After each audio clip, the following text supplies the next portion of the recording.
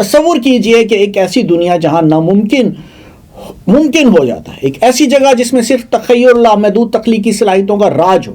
یہی فرضی تصورات کا راستہ ہے. ایک ایسی جگہ جہاں خیالات آزادانہ دار طور پر رقص کرتے ہیں، حقیقت کی حدود سے آزاد، انسانی ذہن کی گہرائیوں سے لے کر کائنات کے دور دراز گوشوں تک فرضی تصورات ہیں، خیال اور امکانات کی غیر دریافت شدہ سرزمینوں کی تلاش پر مدعو کرتے ہیں. آئیے سائنس فکشن کے عجیب و غریب خیالات کی دنیا میں سیر کریں جو ہمیں حیران کر دیتے ہیں اور سوچنے پر مجبور کر دیتے ہیں. سائنس کہتی ہے کہ خلا میں ایک ورم ہول ہے.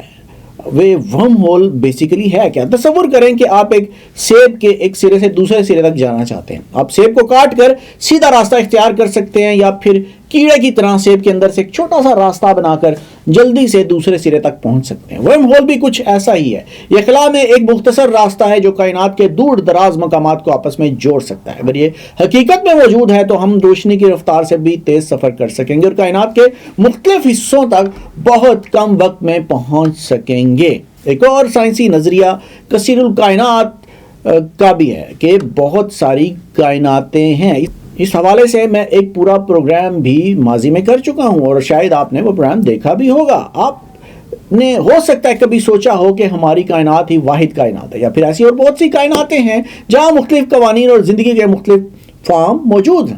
اضافی کائناتوں کا نظریہ یہی کہتا ہے کہ اس نظریے کے مطابق ہماری کائنات ایک بے انتہا سمندر میں قطرے کی مانند، سمندر میں لاتعداد قطرے ہیں، یعنی لاتعداد کائنات ہیں، یا شاید کسی اور کائنات میں ڈائنوسار ابھی تک زمین پر راج کر رہے ہیں اور پھر انسانوں کی جگہ کوئی اور مخلوق ہو.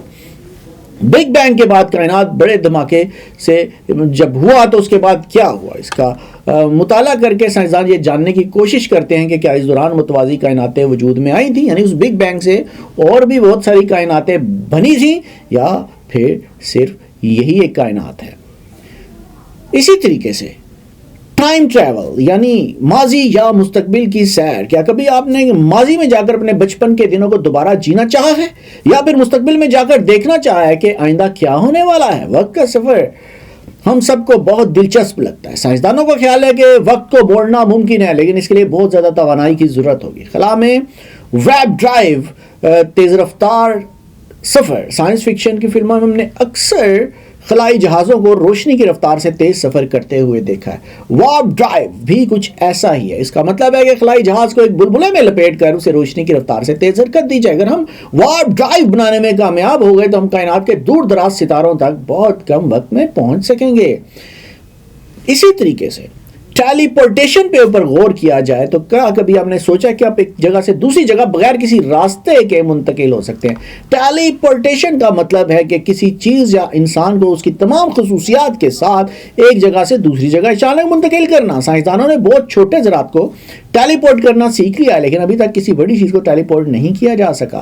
اسی طریقے سے ہماری روزمرہ کی زندگی 3 جہتوں پر مشتمل ہے: لمبائی، چوڑائی اور اونچائی. یہ وہ جہتیں ہیں جنہیں ہم براہ راست محسوس کر سکتے ہیں. 3 جہتوں کے علاوہ کائنات میں اور بھی جہتیں موجود ہو سکتے ہیں جو بہت چھوٹی اور پوشیدہ ہیں.